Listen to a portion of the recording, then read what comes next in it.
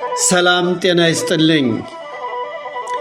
በ27 ቀን 10ኛው ወር 2025 ዓመተ ምህረት ክቡር የሃይማኖት መሪዎቻችን፣ ክቡራን የተከበሩ እንግዶች፣ ከ200 በላይ የሚሆን ወገናችን ውድ ቤተሰቦች በተገኙበት ልዩ ምሽት ለማህበረሰባችን ባለውለታዎች አንዱ ለሆነው ለጀግናው ወንድማችን ለአቶ ፍስሐ እሸቱ ምህረት ከውድ ልጆቹ ጋር ልዩ ክብርና ምስጋና ለመስጠት የተዘጋጀ ስለሆነ ለዚህ ልዩ ዝግጅት ተካፋይ ለመሆን ጥሪያችን አክብራችሁ ለመጣችሁ እጅግ በጣም እናመሰግናለን።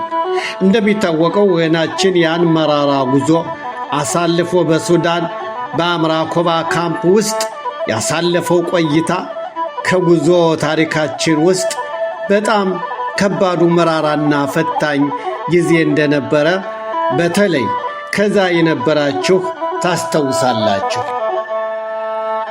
በዚያ ማህበረሰባችን ባሳለፈው የሰቆቃ ጊዜ በርካታ ባለውለታዎች እንደነበሩን እናውቃለን። በእርግጥ የተወሰኑት ከዚህ ዓለም በሞት ተለይተዋል። ነፍሳቸውን ይማርልን። ማህበረሰባችን ለሁሉም ባለውለታዎቻችን ክብርና ምስጋና ሊሰጣቸው ይገባል።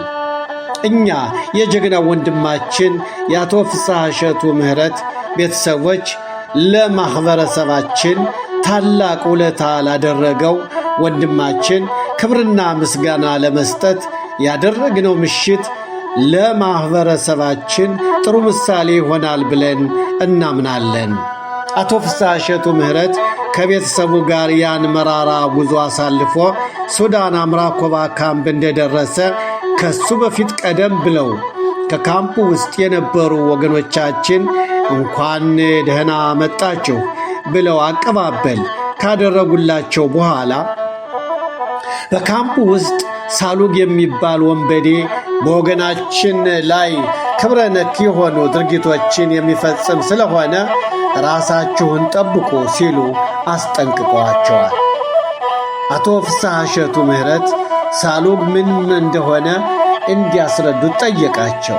ከዚያም በቂ መረጃ ካገኘ በኋላ ወገናችን በማነሳሳት በጀግንነት፣ በድፍረት፣ በቆራጥነት በመነሳት በርካታ ጀግኖችን በማስተባበር የሚያስፈልጋቸውን መሳሪያዎች እንዲታጠቁና ወገናችን ካሉበት ስቃይ ለማዳን ወገን ለወገኑ መከታ መሆን ያደግነበት ባህላችን ነውና የእግዚአብሔር ፈቃዱ ሆኖ ኢየሩሳሌም እስከምንገባ ድረስ የወገናችን ክብርና ሕይወት መጠበቅ ግዴታችን ነው በማለት ጠንካራ የጥበቃ ቡድን ለማቋቋም በቅቷል።